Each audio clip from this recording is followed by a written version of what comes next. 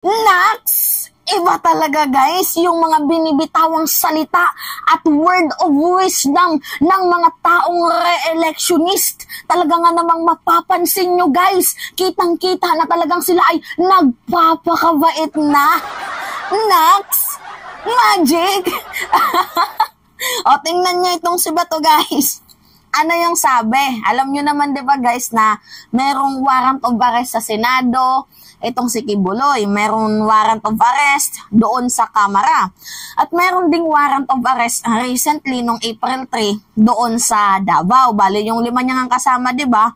Yung 3 doon nahuli tapos nagpiyansa na. Bali yung 2 hinahanap pa at itong si Kibuloy. Ngayon guys, talaga nga namang maninibago ka sa binitawang salita ni Kibuloy. Robin! Wala si Robin guys, malayo-layo pa. 2028 pa yan guys eh.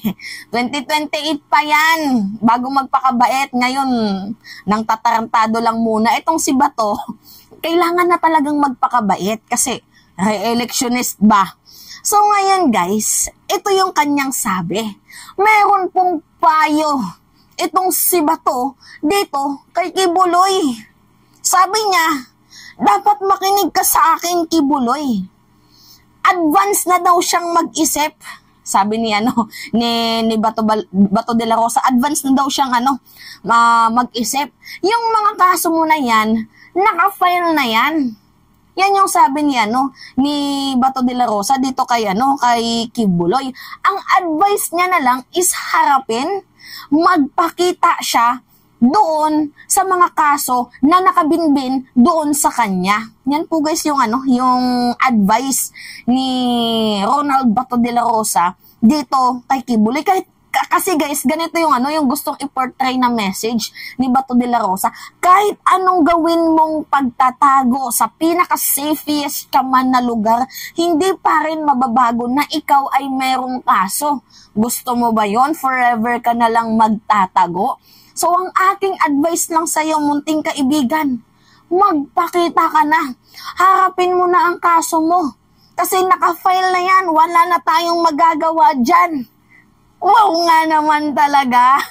Kakaibang magic ang binitawan guys ni Senator Bato de la Rosa. Piruin mo, sinabi niya guys na kahit anong gawin mo, wala na talaga tayong magagawa. Naka-file na yan. Magpakita ka na lang. Harapin mo na lang. Yan guys, yung sabi. Hindi ako fake news sabi niya he has no choice kundi kailangang harapin niya. If he has to listen to me, that is my advice. Harapin niya yan. Naka-file na yung kasong yan eh. Giit ni Senator.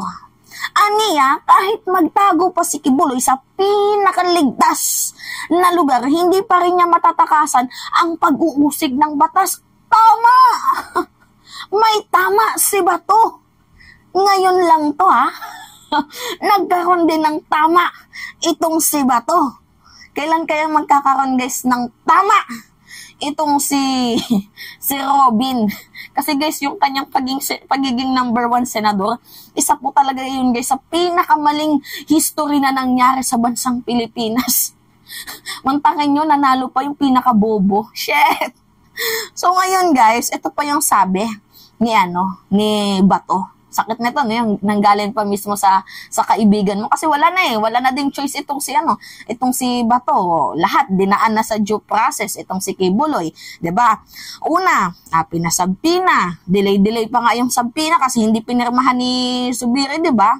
Pangalawa naman, kinontempt. Tapos bago siya makontempt, guys, ang dami ding pinagdaanan.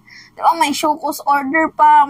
Basta umabot pa yan, guys, sa napakahaba at napakadaming proseso hanggang sa naging warrant of arrest na siya. At ngayon, higit kumulang 2 linggo na.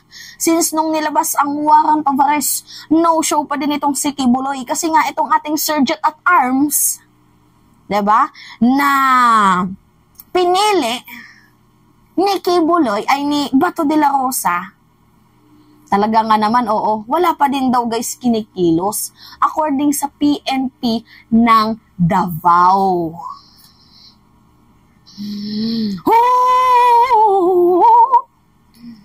Ito pa sabi mas magandang harapin na niya. Otherwise, kung ayaw niyang harapin, magtago siya sa pinaka-secure at pinaka-safe na lugar, yung hindi talaga siya makikita dahil hinahanap na siya. You cannot evade the long arm of the law. Babala ni De La Rosa. Liliit talaga ang mundo. So, harapin na lang niya. Yan po guys yung advice ni Bato de la Rosa na talaga nga namang ang sarap sa ears. Parang nakakapanibago guys. Diba? Sana kondinahin din ni Bato ang pambababae ni Kibuloy. Itigil mo na yan. Yung pambababae mo. Diba? Yung ganunin sana niya. I-real talk niya kasi yung kaso ni Kibuloy. Child abuse. Sexual abuse. Qualified human trafficking, dapat advisean niya rin na itigil mo na kasi yung pagiging malibog mo. Itigil mo na kasi yung pagiging bugaw mo. Diba? Kasi itong si Kibuloy, 76 na, mahilig pa din sa tsoktsakan. Advisean mo yan na ikalma mo si Nunoy. Diba? Kaya ka nadadawit kaya ka nadadali kasi yung yung blasphemy ba yung tawag dun guys? Yung nagnanasa ka. Basta may tawag sa kasalanan na yun, nakalimutan ko. Anyway, bukod sa nakabinbin na kaso sa Davao RTC, si Kibuloy at ang kapwa-akusado ay kinasuhan din sa Pasig ng human trafficking qualified. Guys, qualified human trafficking which is non-bailable. Sa ilalim ng Section 4A ng Republic Act of 9208 as amended, walang piyansa sa kasong ito. Hindi po guys human trafficking, qualified human trafficking. Yan po guys yung kaso ni Kibuloy doon sa Pasig. Anyway, yan po guys. Ang ganda sana. Ganda pakinggan. Na nagsasalita itong si Bato na parang hindi niya na friends itong si Kibuloy. Sa pakinggan, no? Ganyan sana Bato. Hindi yung kada nanghihingi ka lang ng boto sa mamamayang Pilipino, ganyan na yung sinasabi mo. Guys, re-electionist. Itong si Bato, tandaan niyo yan. Kaya, no more Bato. Once is enough. Diba? Tama na. Mantakin mo, guys. Siya yung ang daming kasalanan. Guys, huwag niyo nang paulitin yung, tama na. Tama na. Once is enough. Hindi ka naman naging maganda. Tama na. Nasayang lang yung pasweldo sa'yo ng taong bayan. Diba? Once is enough. Kaya guys, pinapayuhan ko kayo. Re-electionist yan. Diba? Ngayon, nagkukundinan din siya sa West Philippine Sea. Kasi nga, re-electionist. Pero nung panahon ni Digong, never yan nagsalita. Diba? Sabi niya, nagagalit ako. Na parang gusto ko nilang sugurin, girahin. Ang ginagawang pambubuli ng China. Shit. Ngayon lang ako nakakita ng ganung ni Bato, no? Tandaan nyo guys, ha?